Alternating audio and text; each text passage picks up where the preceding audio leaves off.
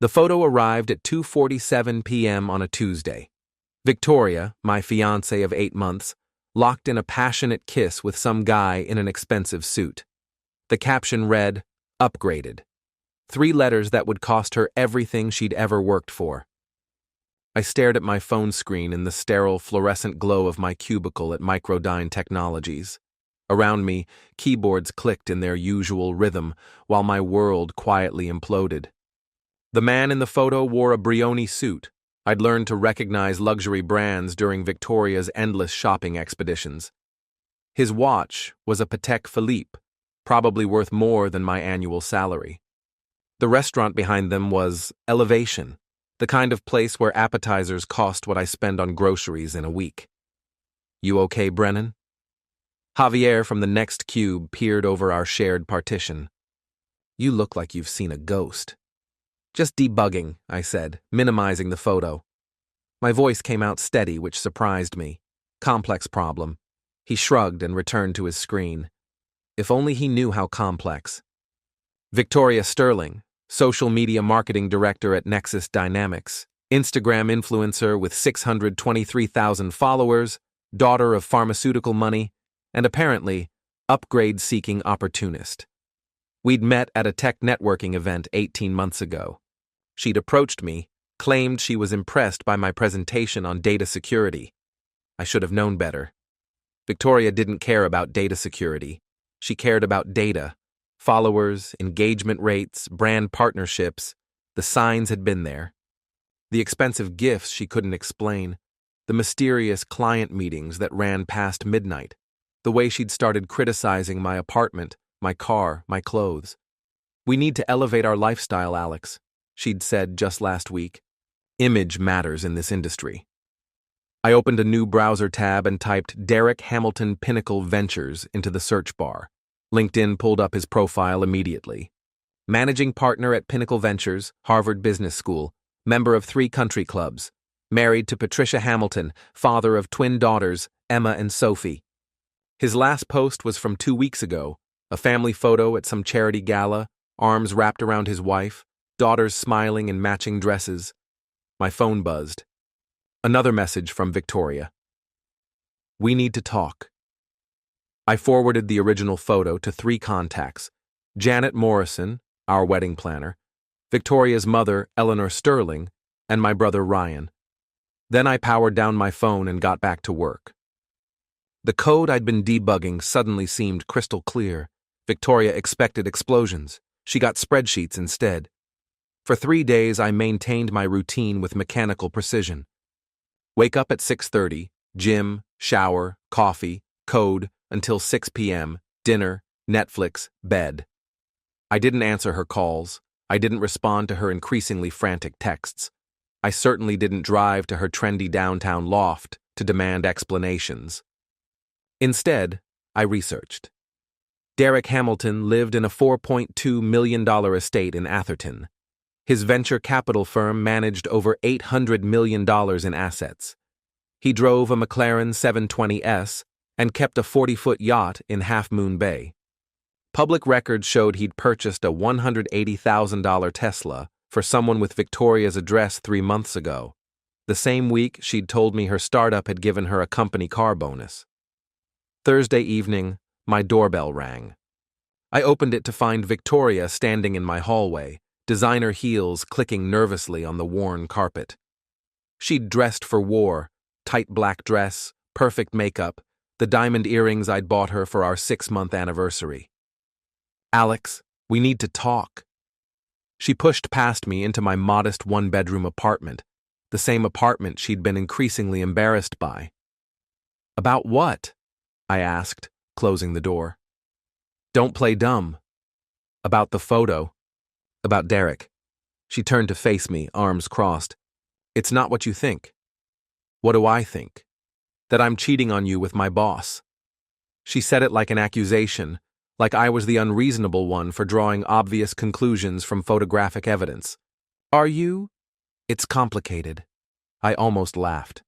"That's a yes." Victoria's mask slipped for a moment, revealing something calculating underneath.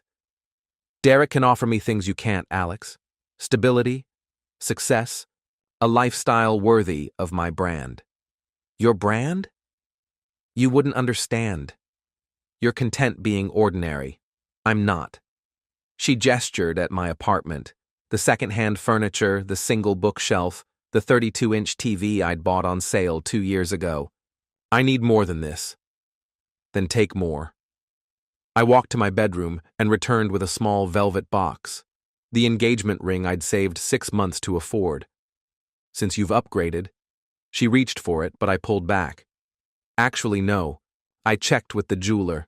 No returns without both parties present. Guess you'll need to find another way to liquidate assets.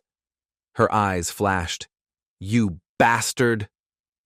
I'm not the one who sent a photo to announce my infidelity. That wasn't for you. It was a private story. Derek was supposed to be the only one who could see it. Derek? Not me, your fiancé? Victoria's phone buzzed. She glanced at it, and her face went pale. My mother wants to see me. Tonight. I nodded. Janet probably called her.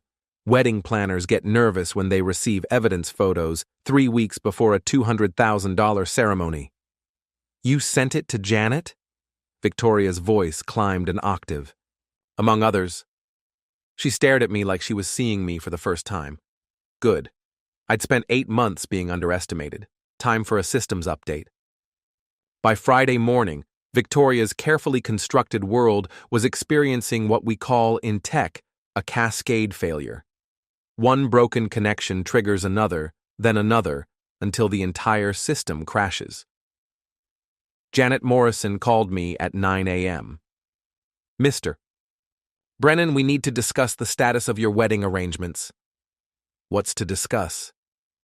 The final payment is due Monday, $47,000, but given the recent developments, I need to know if we're proceeding. I let the silence stretch. Janet Morrison ran Morrison Events, the most exclusive wedding planning service in the Bay Area. She'd built her reputation on discretion and flawless execution. Having a client's infidelity exposed 3 weeks before the wedding was neither discreet nor flawless. The arrangements were made jointly, I said finally, but the payments came from my account. I see. And Miss Sterling's portion? Ask Miss Sterling. Victoria's portion included the photographer, $12,000, flowers, $8,000, and the designer dress alterations, $3,500. Money she'd claimed her parents were covering. Money she'd probably planned to charm out of Derek Hamilton's expense account. Janet's professional composure cracked slightly. Mr. Brennan, I should inform you that if this wedding is canceled, I'll need to disclose the reason to my other clients, several of whom are prominent members of the social media community. Translation: Victoria's reputation was about to become Janet's marketing tool. Nothing sells discretion like publicly ruining someone who threatened your business. My second call came from Victoria's mother at 10:30. Alexander, I need to speak with you about my daughter. Eleanor Sterling's voice could cut glass. Could you come to the house this afternoon? The Sterling mansion in Hillsborough was old money trying hard to look like older money. Eleanor met me in a sitting room that probably cost more than my annual salary to furnish. She was Victoria's future, perfectly preserved, coldly beautiful, and absolutely ruthless when protecting the family reputation. You sent me a disturbing photograph, she began without preamble. I sent you evidence. Evidence of what, exactly? That your daughter is having an affair with a married man 3 weeks before our wedding? Eleanor sipped her tea with practiced calm. Victoria has always been ambitious, perhaps overly so. Is that what we're calling adultery now? I'm calling it poor judgment. The question is whether you're willing to overlook poor judgment for the sake of a suitable marriage. I stared at her. Suitable for whom? Victoria needs stability. You provide that. She provides connections, social standing, advancement opportunities. Eleanor set down her cup. Marriages are partnerships, Alexander, not romance novels. And Derek Hamilton? Where does he fit in this partnership? Derek Hamilton is a distraction, a midlife crisis with a venture capital account. It will end. She leaned forward. But only if Victoria has something stable to return to. You want me to pretend this didn't happen. I want you to be practical. Victoria made a mistake. We can correct it. I stood up. Mrs. Sterling, your daughter didn't make a mistake. She made a choice. Several choices. And now she gets to live with the consequences. Eleanor's mask slipped. You'll regret this, Alexander. The Sterling family has significant influence in this industry. I work in cybersecurity, Mrs. Sterling. I'm used to dealing with threats. As I drove away, my phone lit up with notifications. Victoria had posted on Instagram a carefully staged photo of herself looking pensive in her loft, caption reading, "Sometimes the universe has different plans than we do. Trust the process. Authentic. Blessed. 644 likes in 12 minutes. The comments were supportive, but confused. Her followers didn't know about the wedding, the affair, or the impending social media apocalypse.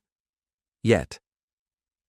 I pulled into my apartment complex as Ryan's motorcycle roared into the space next to me. My younger brother killed the engine and pulled off his helmet, revealing the kind of grin that used to get us both in trouble. Got your message, he said. Sounds like Victoria screwed up and is about to find out. Language, says the guy planning corporate warfare. Ryan followed me upstairs. So what's the plan? Systems analysis.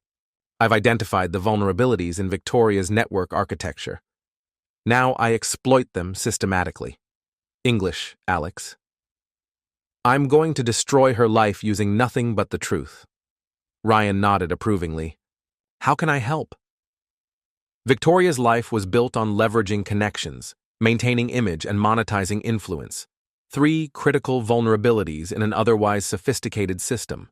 Saturday morning, I started with her weakest security layer, her corporate integrity. Nexus Dynamics prided itself on authenticity and transparency. Their marketing materials featured phrases like genuine engagement and real connections. Victoria had been their poster child for organic growth strategies. What they didn't know was that 40% of her followers were purchased from click farms in Bangladesh.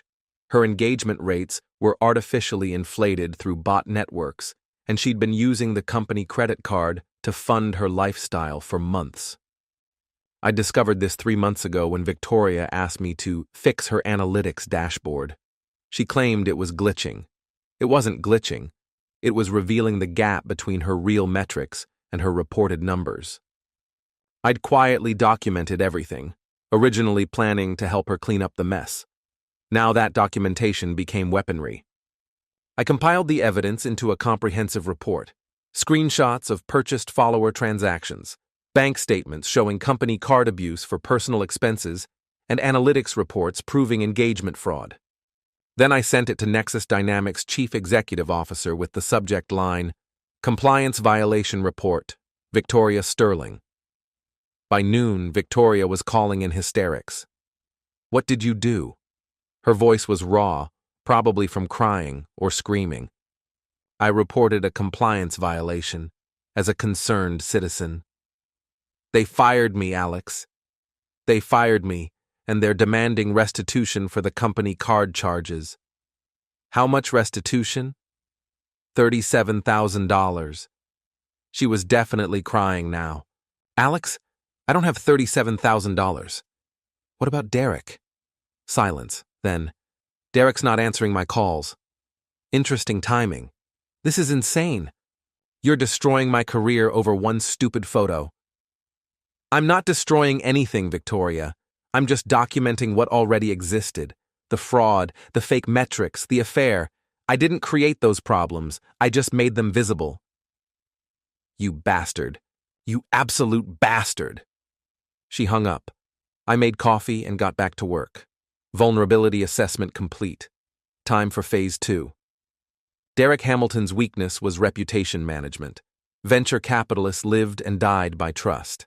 Limited partners invested hundreds of millions based on personal relationships and professional credibility. A whiff of scandal could close doors that took decades to open. His second weakness was his wife. Patricia Hamilton wasn't just married to Derek.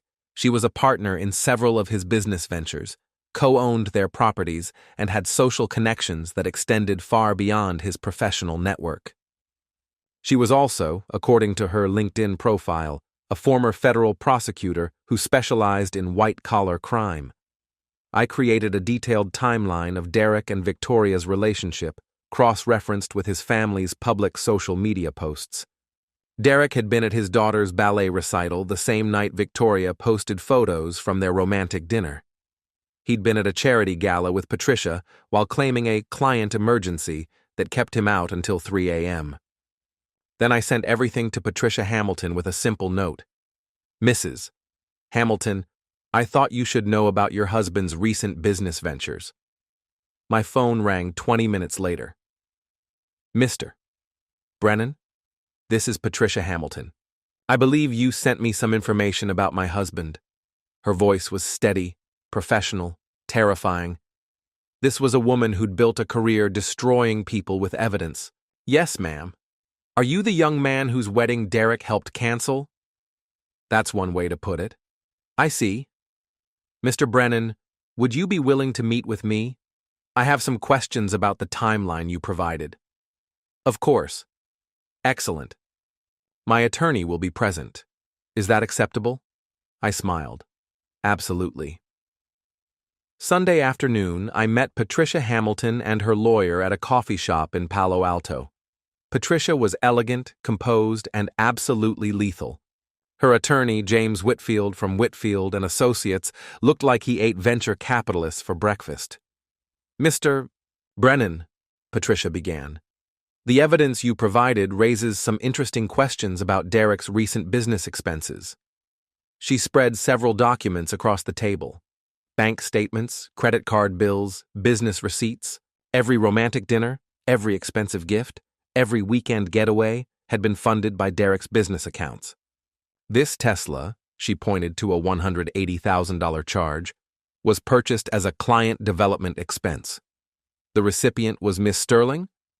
According to the registration documents, yes.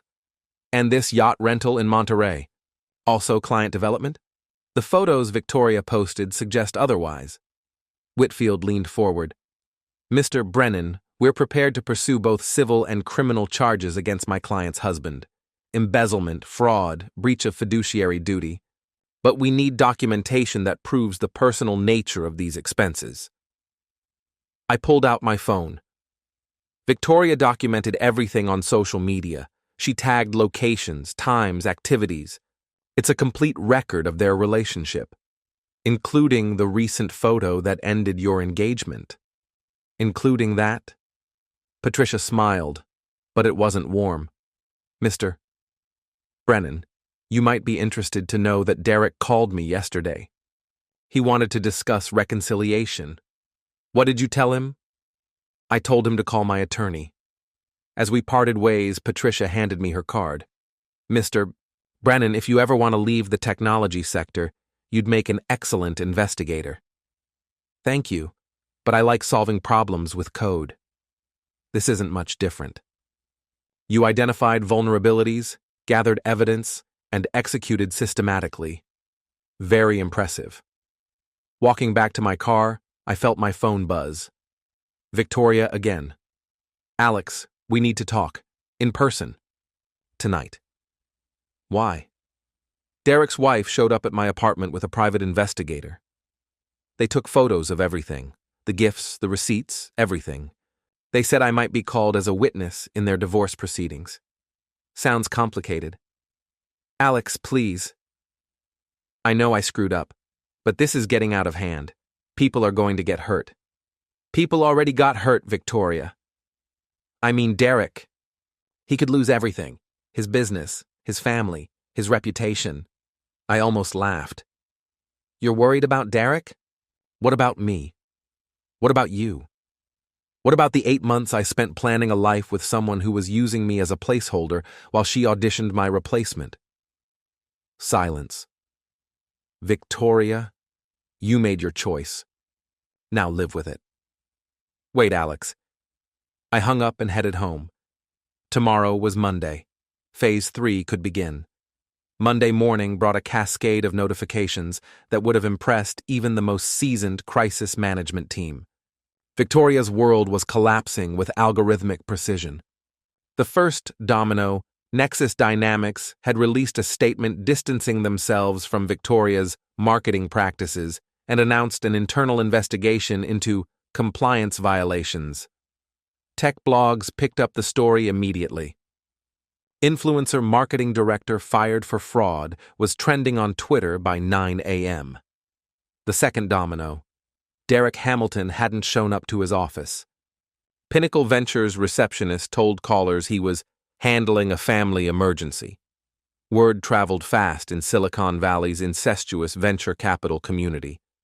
By 10 a.m., 3 different tech reporters had called me asking for comment on alleged financial improprieties at Pinnacle Ventures. The third domino, Victoria's landlord had received a complaint about commercial activities in residential property. Her downtown loft was zoned residential, but she'd been using it for brand partnerships, photo shoots, and sponsored content creation. The city planning department was investigating potential violations. I was debugging a particularly stubborn authentication protocol when my desk phone rang. Alex Brennan. Mr. Brennan, this is Janet Morrison. We need to discuss your wedding arrangements immediately. I thought we'd covered this. Mr. Brennan, I've been in this business for 15 years. I've handled celebrity divorces, corporate scandals, and family feuds. But I've never had a client situation escalate this quickly. She paused. Your fiancé is here. She's demanding access to the vendor contracts. Why? She claims she has a right to salvage what she can from the arrangements. The photographer, the flowers, the catering, she wants to repurpose them. For what? She mentioned something about an intimate gathering next weekend. Victoria was trying to salvage her social media image by hosting a party with our wedding vendors. Probably planning to post it as a celebration of new beginnings or some equally vapid content for her remaining authentic followers. Janet, I need you to understand something. Every vendor contract was negotiated and paid for by me. Victoria has no legal claim to any of those arrangements. She's threatening to expose my business practices if I don't cooperate. What business practices? She claims I share confidential client information with competitors. I almost laughed. Victoria was threatening Janet with her own breach of confidentiality as evidence of Janet's breach of confidentiality. It was like watching someone threaten to shoot themselves to prove guns were dangerous. Janet, I'd like to make you an offer. Cancel everything. Keep the deposits. Use the vendor connections for other clients. But document everything about Victoria's attempts to manipulate you. Why? Because this isn't over. After hanging up, I opened my laptop and navigated to Victoria's Instagram account. She'd posted a new story, a carefully filtered selfie with the caption, "When one door closes, a window opens. Strong women, see entrepreneur, see how blessed." The comments section was beginning to fracture. Her authentic followers were confused by the cryptic messages. Industry contacts were notably absent from the usual engagement.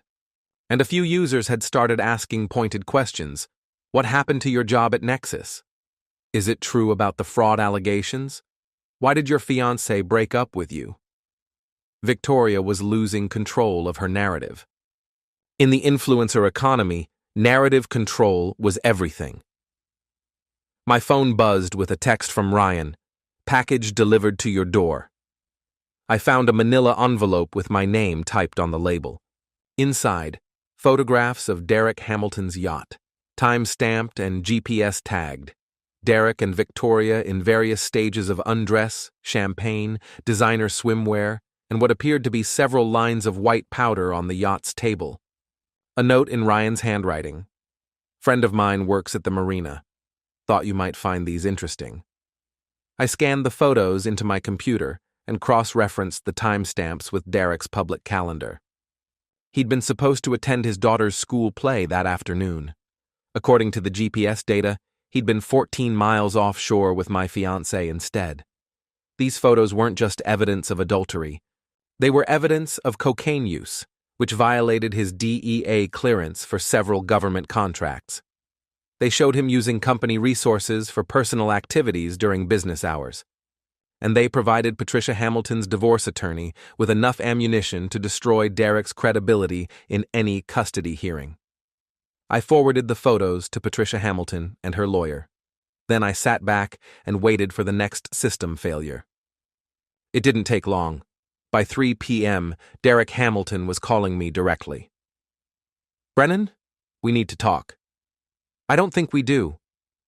"Look, I know you're angry about Victoria, but this has gone far enough." "Has it?" "My wife is talking about taking the kids. She's frozen our joint accounts. She's hired investigators to go through every business transaction from the last 2 years. His voice was strained, desperate. "This could destroy everything I've worked for." "You should have thought about that before you decided to upgrade my fiancé." "That was Victoria's word, not mine." "But you were happy to be the upgrade. It wasn't supposed to be serious. It was just recreation." "Recreation?" I let the word hang there. "You destroyed my relationship, embezzled from your company, and cheated on your wife for recreation. Look, what do you want? Money? A recommendation? I can make this worth your while." "I want exactly what Victoria wanted, Derek. An upgrade. And I'm getting one. A life without liars, cheaters, and narcissists." "Brennan, you don't understand. There are people involved here who don't play games. Business partners, investors, people with serious money and serious connections. Was Derek Hamilton threatening me?" It sounded like Derek Hamilton was threatening me. "Derek, I work in cybersecurity. I'm very familiar with serious people and serious money. I'm also very good at documenting conversations and storing evidence in secure, distributed locations." "Are you recording this call?" "I'm documenting our conversation, yes." The line went quiet for a moment. Then, "This isn't over, Brennan." "Yes, it is. You just don't realize it yet." After hanging up, I called Ryan. "I need backup tonight. Derek Hamilton just threatened me." "What kind of backup?" "The kind where you park outside my building and watch for expensive cars with angry venture capitalists." "On my way." As the sun set over Silicon Valley, Victoria's empire continued its systematic collapse. Her remaining brand partnerships were withdrawing support. Her apartment complex was investigating lease violations. Her parents had stopped taking her calls after the third reporter contacted them for comment on the Sterling family scandal. But Derek Hamilton's threat suggested Phase 4 might be more interesting than I'd anticipated. Some systems don't fail gracefully. They crash spectacularly, taking everything around them down in the process. I saved my work, backed up my files, and prepared for whatever Derek Hamilton's serious people might have in mind. Tuesday night, Derek Hamilton's serious people turned out to be 2 men in suits who looked like they'd learned conflict resolution from action movies. They were waiting in the parking garage when I got home from work at 6:30 p.m. "Alex Brennan?" The taller one approached my car as I parked. "Mr. Hamilton would like to speak with you. Tell Mr. Hamilton to call my office during business hours. This isn't a request." I glanced around the garage. Security cameras in 3 corners, emergency call box near the elevator, and Ryan's motorcycle already parked in the visitor section. My brother had taken the threat seriously. "I'm not going anywhere with you." The shorter one stepped closer. "Mr. Hamilton is concerned about some photographs that have been distributed without proper authorization." "You mean evidence of criminal activity?" "We mean private property that belongs to our client." These weren't police officers. They weren't federal agents. They were private contractors with questionable legal authority and negotiable moral boundaries. "Gentlemen, I think you should leave." The tall one reached inside his jacket. That's when Ryan appeared from behind a concrete pillar, moving with the fluid precision that made him lethal in 3 different martial arts. "Evening, Alex." Ryan's voice was casual, but his stance was combat-ready. "These friends of yours? Business associates of Derek Hamilton?" "Ah." Ryan studied the 2 men with professional interest. "And they were just leaving, right, gentlemen?" The shorter one made the mistake of reaching for something in his jacket. Ryan closed the distance in 2 steps, grabbed the man's wrist, and twisted until whatever he'd been reaching for clattered to the concrete floor. A blackjack, not a gun, which was almost disappointing. "Here's how this works," Ryan said conversationally, still controlling the man's wrist. "You're going to walk back to your car and drive away. You're going to tell Derek Hamilton that Alex is under protective surveillance by former military personnel with very particular skills. And you're going to strongly advise him to pursue legal remedies rather than extrajudicial solutions." The tall one was calculating odds. 2 of them, 2 of us, but they'd already lost tactical advantage and element of surprise. Plus, Ryan looked like he was hoping they'd escalate. "This isn't over," the tall one said. "It is, unless you want to explain to Derek Hamilton why his intimidation specialists are in jail for assault and attempted extortion," I replied. "Because those security cameras have been recording this entire conversation." They left. Ryan watched their sedan exit the garage before releasing tension. "Military contractors?" he asked. "Probably private security. Derek's desperate. Desperate people make stupid decisions. You might want to consider alternative accommodations for a few days. I'm not hiding from venture capitalist goons. I'm not suggesting you hide. I'm suggesting you relocate to terrain more favorable for defensive operations." Ryan had a point. My apartment was isolated with limited escape routes and no security beyond standard locks. If Derek decided to escalate further, I'd be trapped. "Fine. I'll stay at your place tonight." "Good. Pack everything you need for a few days." As I gathered clothes and electronics, my phone rang. Victoria, naturally. "Alex, I know we haven't been talking, but I need to warn you about something." "Derek's goons? Already met them." "What?" "No, that's not. Alex, Derek is losing his mind. Patricia has filed for divorce and she's demanding emergency custody of the kids. The photos you gave her, they're claiming he's an unfit parent." "He is an unfit parent. That's not the point. His business partners are furious. They're talking about removing him from the company." "Good." "Alex, he blames you for everything. The divorce, the business problems, the public scandal. He's talking about making this personal. It was already personal when he decided to steal my fiancé. I wasn't stolen. I made my own choices." "Right. And now you're living with the consequences." "Alex, I'm trying to help you here." "Why?" "Because—" Victoria's voice trailed off. "Because I didn't want anyone to get hurt." "You didn't want anyone to get hurt?" "Victoria, you sent me a photo of yourself kissing another man with the caption, 'Upgraded.' What did you think would happen? I thought you'd get angry and break up with me. I didn't think you'd destroy everyone's lives. I didn't destroy anything. I documented what was already happening. The fraud, the affairs, the embezzlement, those were your choices and Derek's choices. But the consequences are proportional to the actions. You committed fraud, you got fired. Derek embezzled money, he's facing criminal charges. You both betrayed people who trusted you, now nobody trusts you. Alex, please.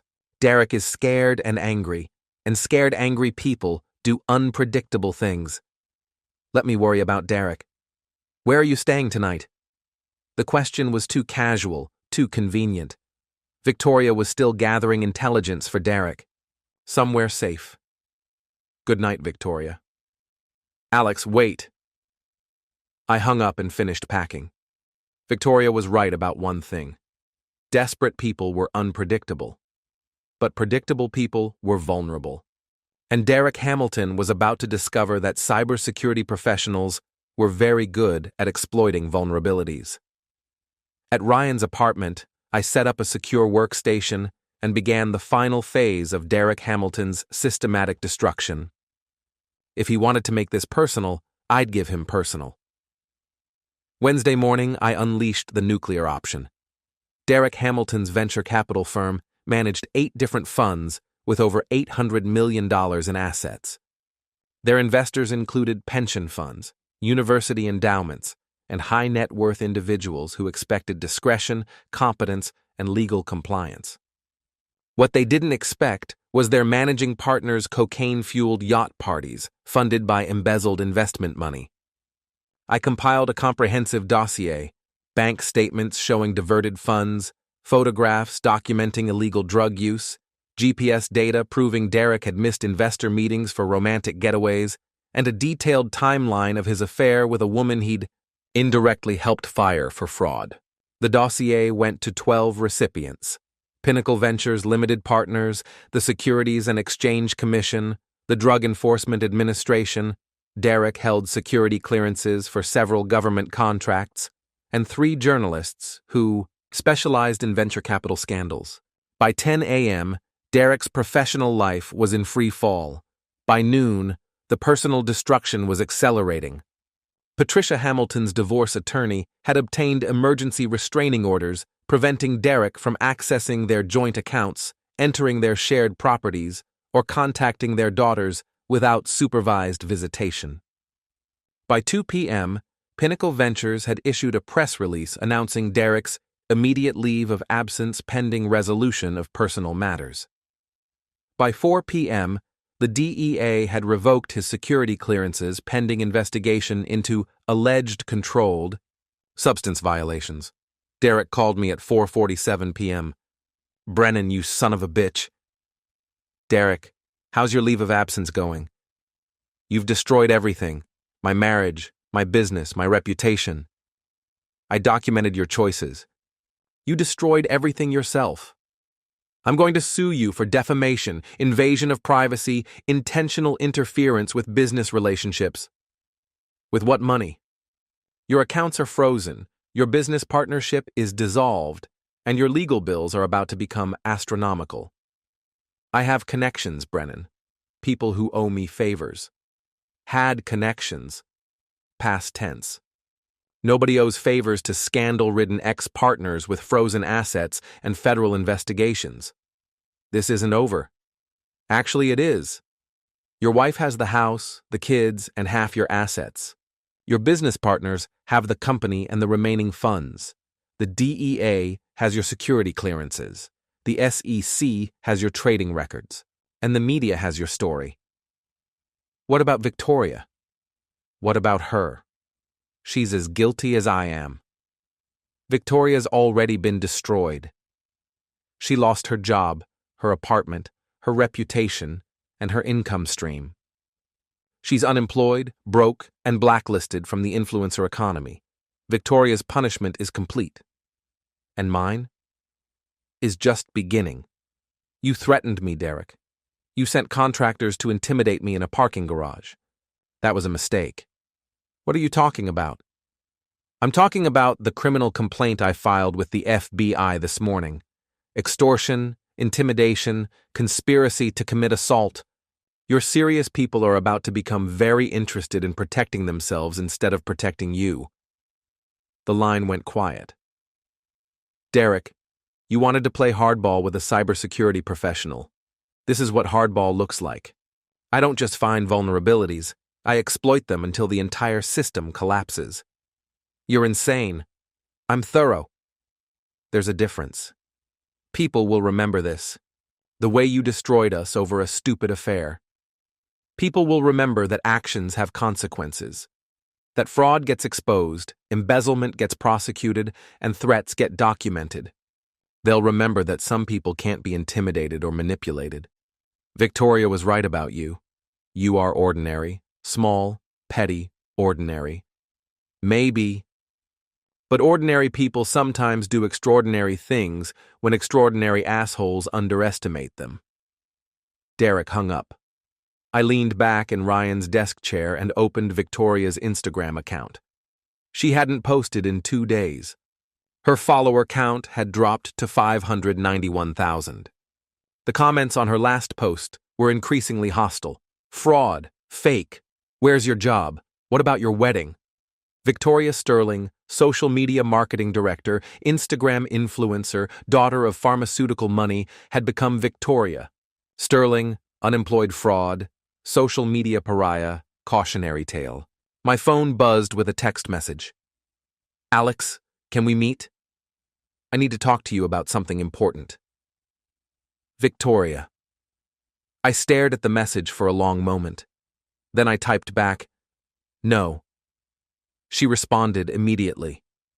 Please. It's about Derek. He's planning something. Derek's planning bankruptcy hearings and criminal defense strategies. Alex, I'm serious. He came to my apartment last night. He's lost everything, and he blames you. He should blame himself.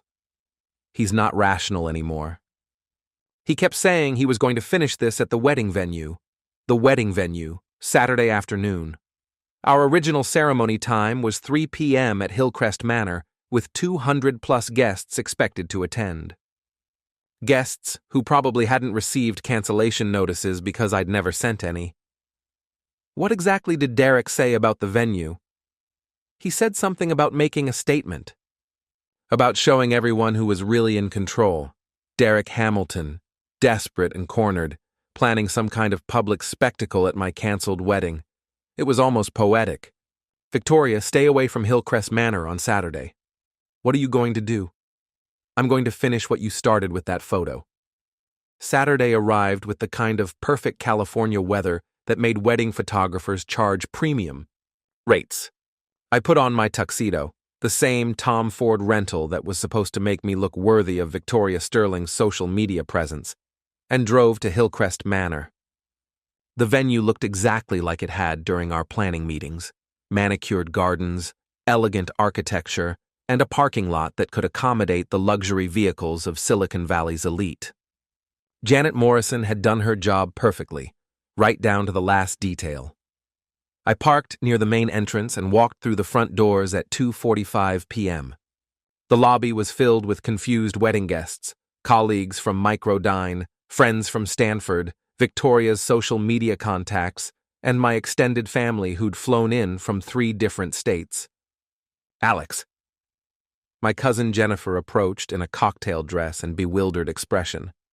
We've been waiting for 20 minutes. Where's Victoria? Where's the ceremony? There isn't going to be a ceremony. What do you mean? The wedding's been canceled. Victoria decided to upgrade to a different groom. The conversations around us gradually quieted as people overheard. Within minutes, the lobby buzzed with whispered speculation and smartphone activity. Victoria's social media contacts were already posting stories. Wedding drama, where's the bride, something's happening at the Sterling Brennan wedding. At exactly 3 p.m., Derek Hamilton arrived. He walked through the front doors like he owned the venue, wearing a suit that probably cost more than most people's cars. His face was haggard, his eyes wild, and his movements had the erratic energy of someone running on desperation and stimulants. Ladies and gentlemen, Derek announced loudly enough to command attention, I need to make an announcement about today's ceremony. The lobby fell silent. 200 guests, 3 photographers, and a live-streaming wedding videographer focused on the man who'd destroyed the bride's life. My name is Derek Hamilton. Some of you know me from the venture capital community. Others might recognize me from recent news coverage. His voice carried the forced confidence of someone trying to control a narrative that had already escaped. I'm here to set the record straight about Alex Brennan and Victoria Sterling. I stepped forward. Derek, this isn't the time or place. Isn't it? You invited all these people to witness your wedding. Now they can witness the truth.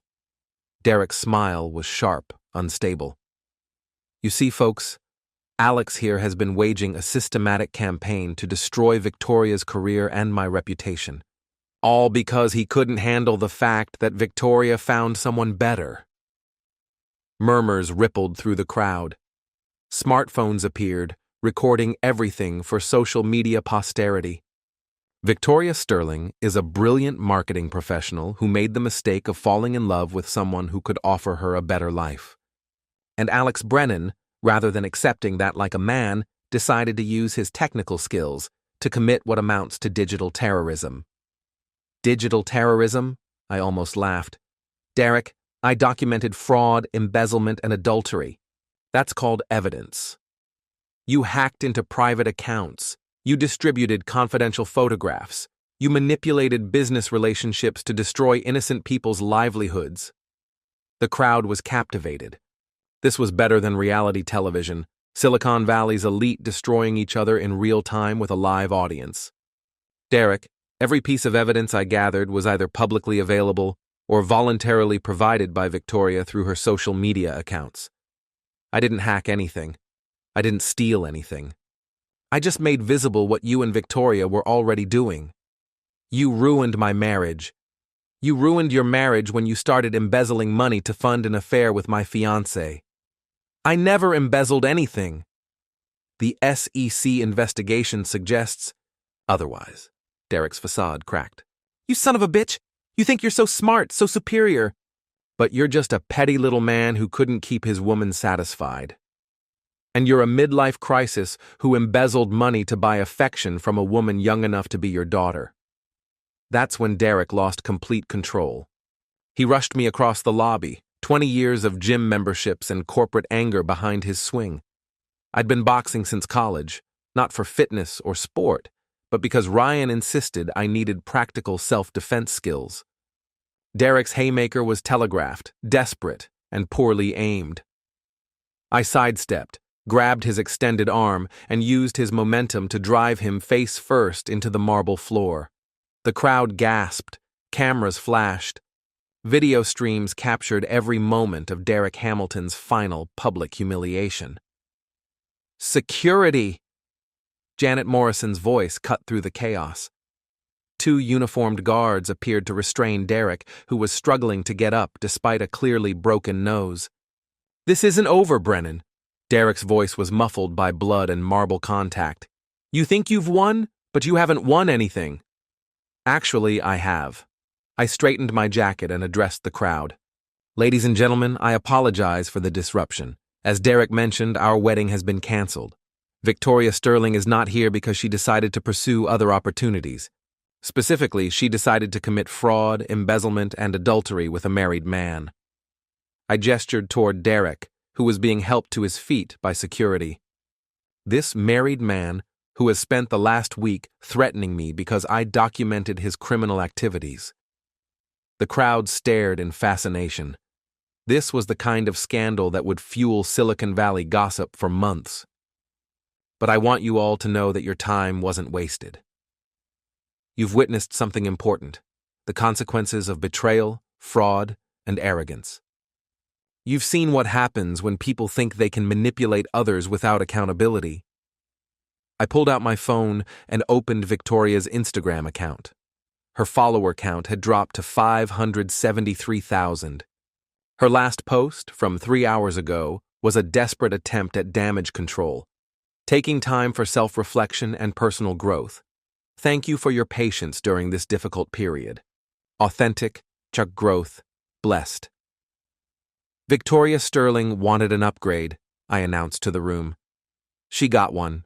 She upgraded from a stable relationship with someone who loved her to unemployment, bankruptcy, and social media exile. She upgraded from financial security to owing her former employer $37,000 in restitution. She upgraded from a fiancé who respected her to a married man who's facing federal charges. Derek was being escorted toward the exit, still protesting his innocence to anyone who would listen. And Derek Hamilton wanted to prove his power by threatening me. He's discovered that threatening people sometimes backfires spectacularly. I watched Derek disappear through the front doors. He's upgraded from managing partner at a venture capital firm to unemployed defendant in multiple criminal cases. He's upgraded from a marriage and family to supervised visitation and divorce proceedings. He's upgraded from social respectability to being the subject of SEC investigations and DEA prosecutions. The lobby was completely silent now. Even the photographers had stopped shooting. So, thank you all for coming today. You didn't witness a wedding, but you witnessed something more valuable. justice. And I hope you'll remember that actions have consequences. Truth eventually surfaces, and some people can't be intimidated, manipulated, or destroyed. I headed toward the exit, then paused and turned back. Oh, and one more thing. Victoria, if you're watching this on someone's Instagram story, and I know you are because you're obsessed with monitoring your online presence, you wanted an upgrade. Instead, you got a complete system restore. Back to factory settings with nothing saved. The crowd erupted in applause as I walked out of Hillcrest Manor and into the California sunshine. Behind me, 200 wedding guests and countless social media followers had witnessed the final chapter of Victoria Sterling and Derek Hamilton's systematic destruction. My phone buzzed with notifications, friend requests, interview requests, job offers from cybersecurity firms who'd heard about my comprehensive approach to threat neutralization. Silicon Valley loved a winner, especially one who'd defeated opponents, using nothing but documentation and strategic thinking. I got in my car and drove away from the venue, leaving behind the wreckage of 2 lives that had tried to destroy mine. Victoria Sterling and Derek Hamilton had learned the most important lesson in cybersecurity. Every system has vulnerabilities, and some people are very good at finding them. The wedding that never was had become something better, a masterclass in consequence management and a reminder that even in Silicon Valley, actions still mattered more than image. As I drove home, my phone rang one final time.